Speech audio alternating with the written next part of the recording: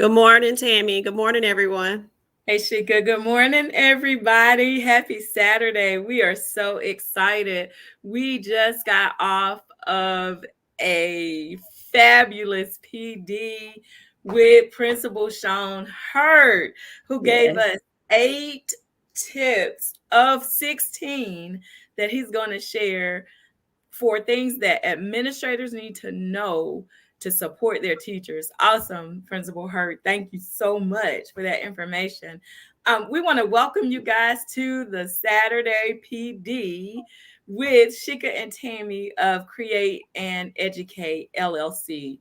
We are practitioners that offer professional development for leaders, for leadership teams, and for staffs. Shika and I together have over 40 years of experience in education. Between the two of us, we've both served as teachers and as administrators, both at the school and district level. No matter the position we have served in, we've discovered that collaboration has been the thing that has ensured us the most success. We actually modeled this through our Saturday PD because many times as leaders, you hear about people who are working in a silo, stressing and having to try to figure everything out on their own. But we know firsthand that it doesn't have to be lonely at the top. Through collaboration, Shika and I, along with the phenomenal school teams that we have, actually turned around our schools that were rated unsatisfactory, moved them to report card grades in 1 year at her school, which was a middle school, and 3 report card ratings in a year at my elementary school. A great deal of growth for my story is actually captured in a case study that NWEA conducted for my school, and it actually is posted on our website. We're going to provide you with the link to the website in just a few minutes. We've collaborated with leaders across the country that actually have helped us to achieve the goals, and we want to pay this forward and help other educators achieve their goals. In all transparency, that is the primary reason that we founded Create and Educate LLC. Some of the best PDs we have ever had have been from practitioners like Sean Hurt that you just heard, and we want to share our experiences with knowledge, paying that forward and not keeping what we are learning to ourselves. We would like for you to visit our website. You can visit us at www.createandeducate.solutions. Check out our book, Women Who Lead, that can only be purchased on our website. Another place where we model collaboration, which is at the core of our philosophies about collaborating with leaders who are women, providing great leadership tips to all leaders in any area that you actually work in. You can also check out our latest virtual field trip, which is Brayley's Tour. One of the independent authors that we promote, Latoya Lewis, who is an educator working abroad in Dubai, did an incredible job of putting together Brayley's Tour. She actually takes families on a phenomenal virtual tour of Dubai and reads her book at the end of the tour. I Am Brown is Latoya's book. So please grab that if you haven't already gotten it. We like to say that the Brayley's Tour experience is for kids, but enjoy adults are enjoying it just as much as the kids are. The virtual tours are actually a part of our work as well. And it's a part of the work that we're doing to help schools and everyone to understand how important independent authors are with getting their books into schools so that students have access to books that resemble characters who are like them. We know that you've probably seen those graphics that show the low percentages of times that children of color are represented in text. We have to change this. And one way that we have found to change this narrative is by purchasing books from independent authors that help others to see children of all races in the books that they enjoy. We have many of them listed in our catalog. which you can also find on our website. We provide that catalog free to leaders and to parents because we know how important representation really is. In that catalog, you can see the professional developments that we offer to schools and corporations too. We absolutely love, love, love what we do because we are educators with hearts. And that's the reason that we're here with you this morning. We are so privileged to be sandwiched between two of the most phenomenal men in the education arena, Principal Sean Hurt and Principal Kafele. This Saturday, PD Power Hour is definitely growing me as a leader. So today we're going to continue our discussion of how Sheka and I were able to keep it real at our school as we move further through our resiliency framework. Last week, we talked about respect being foundational for everything that you do at your school. And this week, we're going to move into excellence and share some of the strategies we have used to move our schools along our journey to excellence. So, Sheka, you want to get us started? Yes, thank you, Tammy, for all of the introductions, and thank you everyone for joining us. I'm usually feeding through so everybody can tune in when we first start off. So we are not going to parlay, as Tammy stated. Principal Kafele will be coming up soon, so we want to make sure that we are finished. And we truly enjoyed Principal Hurt this morning and took notes. And a lot of what he talked about really correlates to what we're talking about as well, because best practices are best practices. And as Yes. Tammy talked about, our strategies, the create and educates super strengths to a resilient culture that's built to last. We want you all, we know that this year is another trying year, but we're going to focus on the positive with so many different things going on in the world. We want to be able to build a culture for our students, for our staff, and our communities that sustain and are resilient. So we opened the door last week with respect, and that door, by having respect and having that as your foundation, takes us this week in our acronym of REAL to excellence.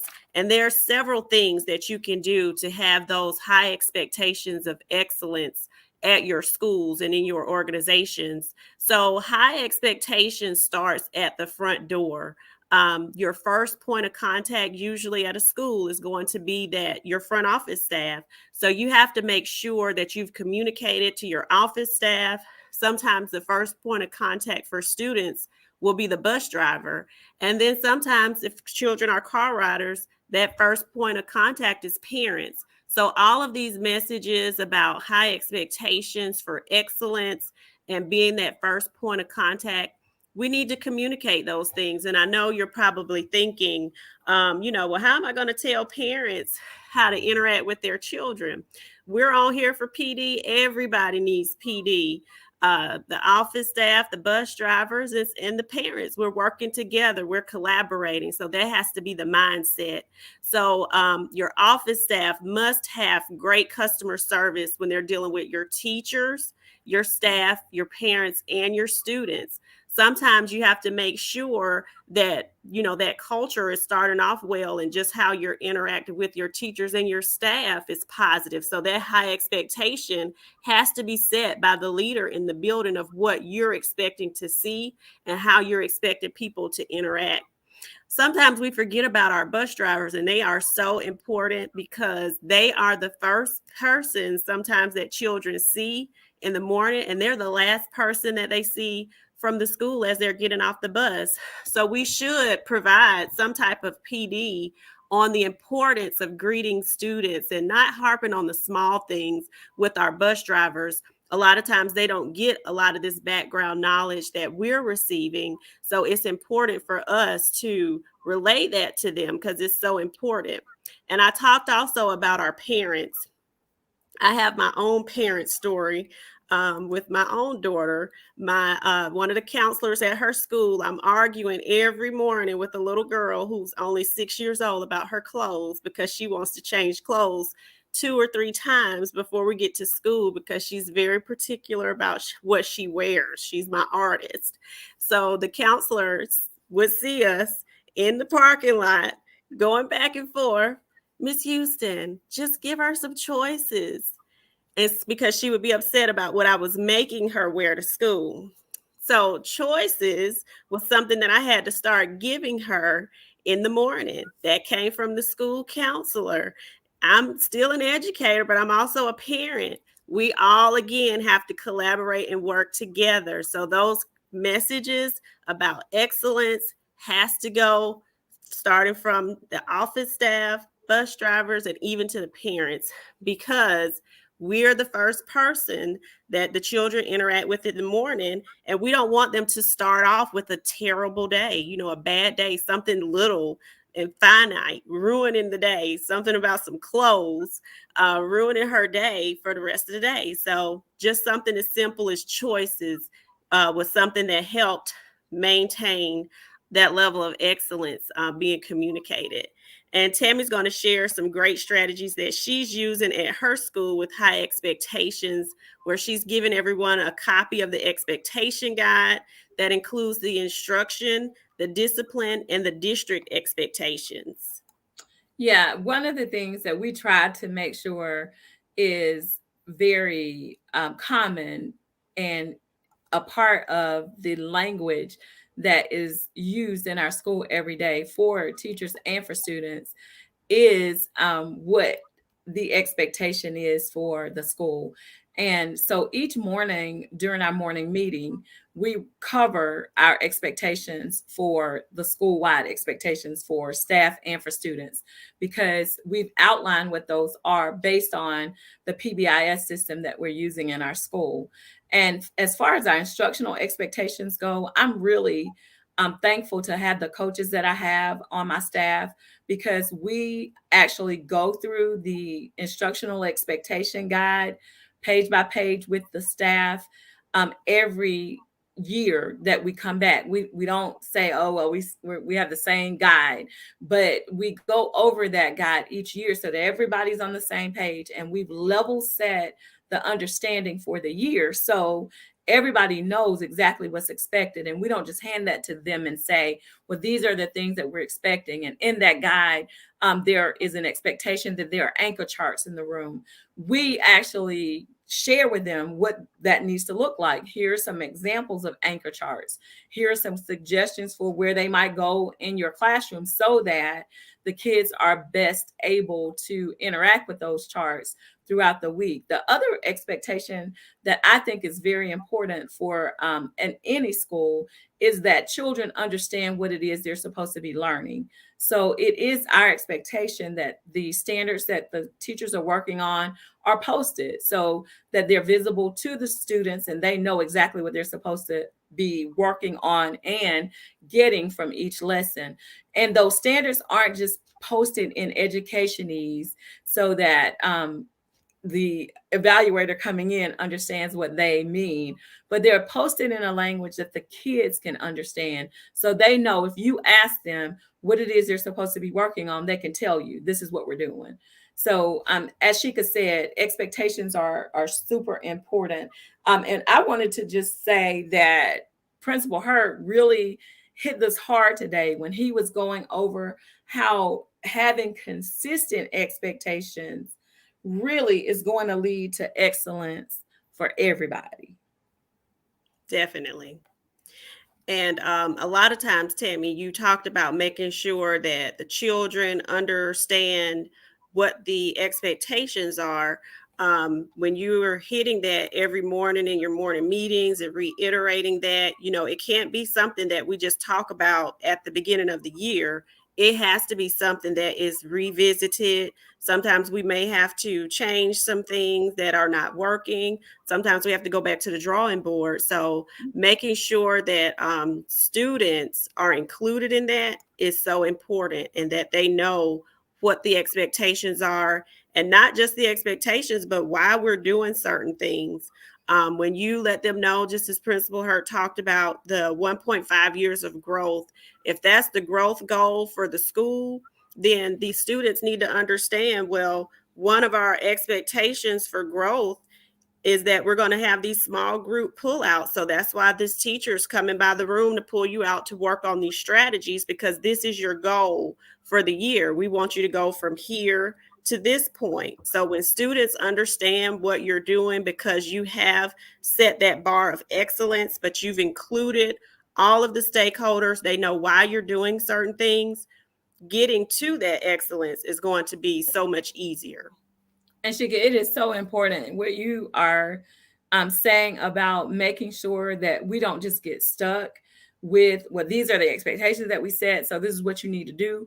But we're revisiting those and adjusting as we need to, because if it's not working, we don't need to continue to do it. Exactly. And going back to what Principal Hurt talked about this morning, hearing the voices of the teachers, developing that respect, making sure they're a part of that process. When I would conduct the vision meetings every year, teachers were a part of that process, because it's not my vision, it's our vision. And that's something we talked about with establishing that respect with your staff, because everyone's voice needs to be heard. So when you're talking about an area where you're wanting to achieve excellence and you're having those expectations, all of those things have to go together.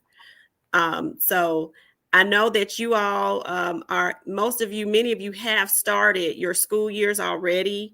You have some of these things in place, and like Principal Hurt stated, there are some other things on the list that we'll get to next Saturday, because this is an ongoing PD Yeah, so where, excited about it. yes, where we're coming on to collaborate with you all. This is something that we enjoy doing, and principals like Principal Hurt are people from around the he's in Detroit and we're in South Carolina, collaborated with us and helped us to move the academic needle at our schools. So we are wanting to pay it forward and show people that you don't have to just sit in a silo by yourself and try to figure things out. Sometimes as the principal, we make the mistake of thinking, oh, I'm the principal, I'm supposed to know everything, I'm supposed to have all of the answers. And that is not the case. You are the leader, but you have to get other people's voices. You have to collaborate with other people, or you're going to burn yourself out, just like we talked about teachers being burned out by being overworked. So we have to collaborate, we have to share our knowledge, we have to work together. There is a group that we've created to share and collaborate things. I'm going to put that in the comments when we finish. Several of you have already joined that group. We've placed communication plans in there, several other things. If you need anything, if you're wanting to hear something specific that you're having a problem with, let us know. We may have some solutions. And if we don't, we'll collaborate with some of these great people that are coming on with us every Saturday, like Josh Tovar, Principal Hurt, some of the people that are, just starting assistant principalships and principalships, or teachers as well, because everyone has something great to add to the table, and we all have educational experiences. So it is almost time for Principal Kafele. Thank you all Us for to get joining out us. of the way. But Yes, I do want you guys to know, as Shika said, if any of the materials that are mentioned are things that you have interest in, let us know so that we can put those in the group if you ever want us to share that. And we can end, Shika, with what Principal Hurt ended with. We are going to be leaders, not bosses. that's right.